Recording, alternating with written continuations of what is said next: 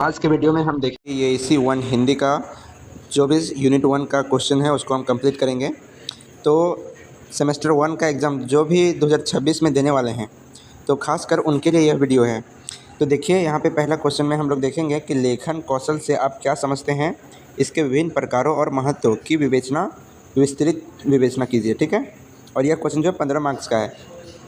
आप लोगों के बीच में मात्र 5 दिनों का समय बचा हुआ है। ठीक है, आप लोगों के बीच में मात्र 5 दिनों का समय बचा हुआ है, जो कि देखिए आज हो गया 22 तारीख और 27 को आपका एग्ज़ाम होने वाला है। कुल मिला के इसके बीच में 5 दिन बचा हुआ है आप लोग के पास। 5 दिन में ही आपको सारा चीज़ कंप्लीट करना है। अगर आप पढ़ रहे होंगे तो अच्छी बात है, लेकिन अगर आपको नहीं समझ में आता है तो वीडियो को 2 से 3 बार देखिए, आपके पास और कोई ऑप्शंस भी नहीं बचता है।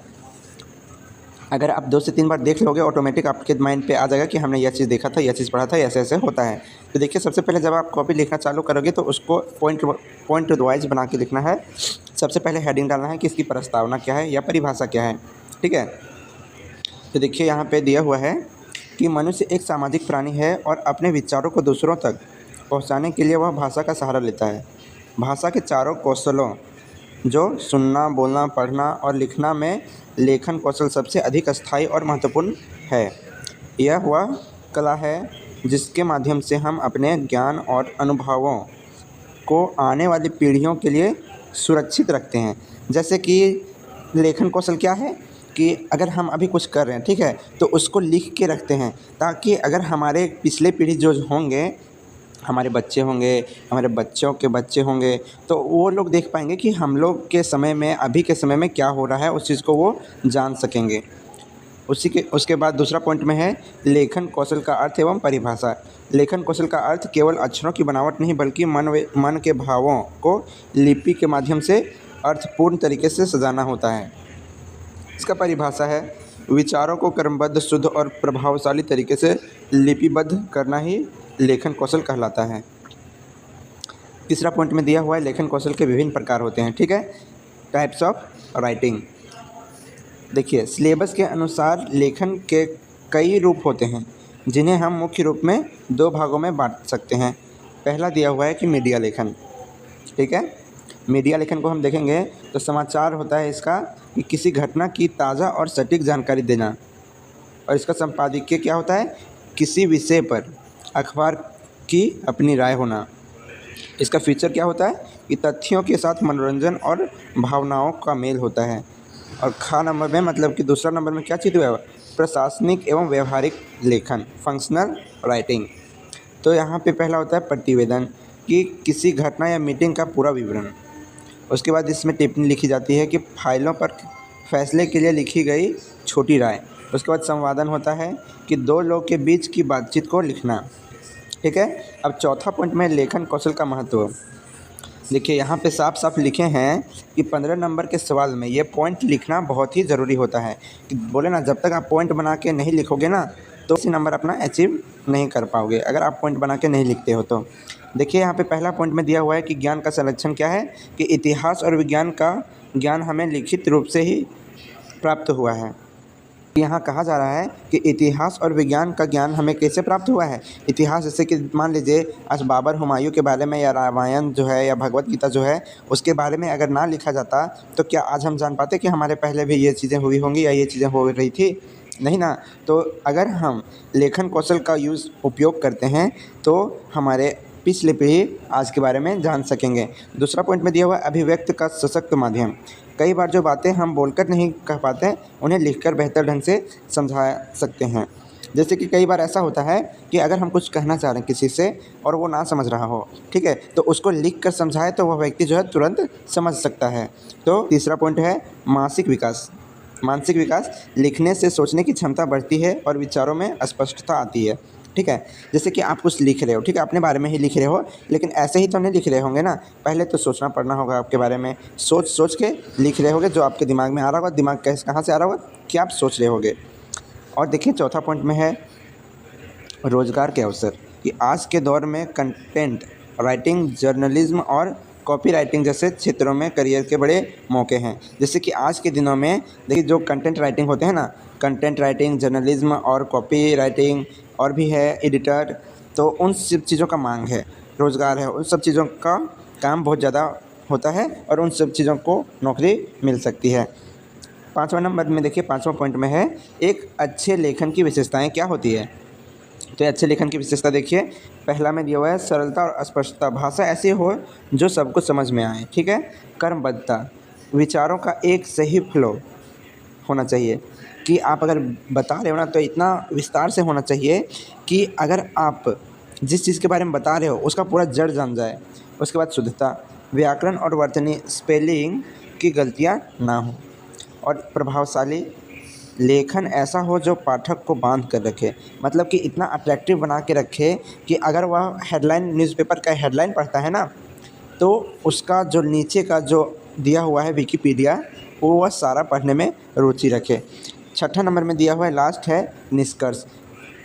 लेखन कौशल व्यक्ति के व्यक्तित्व का आईना है। यह न केवल शिक्षा का आधार है बल्कि आधुनिक युग में संवाद का सबसे प्रमाणित तरीका है। एक अच्छा लेखन बनने के लिए निरंतर अभ्यास और अध्ययन की आवश्यकता होती है। मतलब कि अगर आप एक अच्छा लेखन बनना चाहोगे तो आपको बहुत सारे अभ्यासों की आवश्यकता होगी और बहुत सारे ज्ञान की भी ज़रूरत पड़ेगी। और देखिए, कोई भी क्वेश्चन हो, कैसा भी क्वेश्चन हो, आप अंत में निष्कर्ष देके उसके बारे में क्या क्या चर्चा किए हैं शॉर्ट फॉर्म में आपको यहाँ पर लिख देना है। तो आइए देखते हैं दूसरा क्वेश्चन क्या है हम लोग का, कि मीडिया लेखन से आप क्या समझते हैं। इसके प्रमुख प्रकारों, समाचार संपादकीय फीचर की विस्तृत विवेचना कीजिए। और यह भी जो है कितना 15 मार्क्स का है। तो देखिए, देखेंगे कि प्रस्तावना इसका क्या है। मीडिया लेखन का अर्थ क्या होता है, जनसंचार के माध्यमों जैसे अखबार, रेडियो, टीवी और इंटरनेट के लिए लिखना होता है। यह सामान्य लेखन से अलग होता है क्योंकि इसका उद्देश्य लाखों लोगों तक सूचना पहुंचाना, उनका मनोरंजन करना और उन्हें जागरूक करना होता है। मीडिया लेखन किसी भाषा सरल, सीधी और दिल को छू लेने वाली होनी चाहिए। ठीक है। जैसे कि देखिए, अगर आप टेलीविज़न में कोई अपना न्यूज़ दिखा रहे हो, ठीक है, तो वह मनोरंजन होना चाहिए, सूचना के रूप में होना चाहिए और कुछ जागरूकता भी होनी चाहिए और सरल भाषा भी होनी चाहिए, तब कोई व्यक्ति आपकी न्यूज़ देखेगा। ठीक है। नहीं तो अगर उसमें सरल भाषा भी नहीं होगी और ना ही उसमें मनोरंजन होंगे, तो अगर आपकी भाषा ही समझ में नहीं आ रही है तो व्यक्ति देखेगा ही क्या। तो इसीलिए सरल भाषा का उपयोग करना चाहिए। दूसरा में है मीडिया लेखन के प्रमुख प्रकार, टाइप्स ऑफ मीडिया राइटिंग। तो देखिए, यहाँ पे हुआ है मीडिया लेखन को हम मुख्य रूप से निम्नलिखित भागों में बांट सकते हैं। पहला में दिया हुआ है समाचार लेखन। यह मीडिया लेखन का सबसे बुनियादी रूप है। देखिए, कुछ पॉइंट है। इसका उद्देश्य क्या होता है कि किसी घटना की ताज़ा जानकारी जनता तक पहुंचाना होता है। इसकी शैली क्या होती है, समाचार हमेशा उल्टा पिरामिड शैली में लिखा जाता है जिसमें सबसे महत्वपूर्ण बात सबसे पहले लिखी जाती है। हाँ, ये चीज़ तो है। देखिए, मीडिया में क्या चीज़ होता है कि सबसे पहले हेडलाइन दिया जाता है। क्या चीज़, कि जो चीज़ हुआ है डायरेक्ट उसी के बारे में, लेकिन हेडलाइन के बाद लिखा जाता है कि क्या हुआ, कैसे हुआ, क्यों हुआ और कब हुआ। और इसके 6 ककार होते हैं। एक अच्छे समाचार में 6 सवालों के जवाब होने चाहिए। पहला, क्या, कहाँ, कब, कौन, क्यों और कैसे। जैसे कि मान लीजिए एक एक्सीडेंट हुआ तो आप कहिएगा ना कि क्या हुआ, कहाँ हुआ, कब हुआ और कौन हुआ, क्यों हुआ और कैसे हुआ। ठीक है। तो यही 6 ककार जो है मीडिया राइटिंग में बहुत ही अहम भूमिका रखती है। दूसरा देखिए, संपादकीय लेखन। खा में है संपादकीय लेखन। संपादकीय को अखबार की अपनी आवाज़ कहा जाता है। कैसे कहा जाता है, तो देखिए इसका उद्देश्य क्या होता है, समसामयिकी मुद्दे पर अखबार में संपादकीय की राय देना, यानी कि करंट, यानी कि तुरंत जो हुआ उसके बारे में जानकारी देना। विशेषता इसकी क्या होती है कि इसमें किसी व्यक्ति का नाम नहीं होता बल्कि यह पूरे अखबार संस्थान की विचारधारा को दर्शाता है। यह जनता की राय बनाने में मदद करता है। तीसरा में है फीचर लेखन, मतलब कि फीचर राइटिंग। तो देखिए, इसमें क्या होता है कि फीचर एक ऐसा लेख है जो जानकारी भी देता है और मनोरंजन भी देता है, यानी कि जहाँ पे जानकारी के साथ मनोरंजन मिल रहा हो उसे फीचर लेखन कहा जाएगा। जैसे कि इसका उद्देश्य है पाठक को किसी विषय की गहराई तक ले जाना। विशेषता इसकी क्या है कि यह समाचार की तरह रूखा नहीं होता। इसमें लेखन अपनी भावनाओं और कल्पनाओं का इस्तेमाल कर सकता है, जैसे झारखंड के लोकगीतों का बदलता स्वरूप। जैसे कि मान लीजिए कि कोई कहानी लिख रहा है तो उसको अपने पे करके बताता है ताकि जो पढ़ रहा है उसको पढ़ने में भी रुचि आए, समझने में आनंदित लगे। घ में दिया हुआ है संपादक के नाम पत्र, लेटर टू एडिटर, ठीक है। तो यहाँ पे दिया हुआ है कि यह आम जनता का मंच है। इसमें पाठक अपनी समस्याओं या किसी मुद्दे पर अपनी राय लिखकर संपादक को भेजता है, जिससे अखबार में जगह दी जाती है, ठीक है। और यह जो लेटर टू एडिटर की किसी भी तरह से कोई समाज को दिक्कत परेशानी हो रही है, तो वह जो है एडिटर के पास लेटर लिखता है, और वह एडिटर क्या करता है, उस लेटर को न्यूज़पेपर में दर्शाता है और उसका सॉल्यूशन किया जाता है।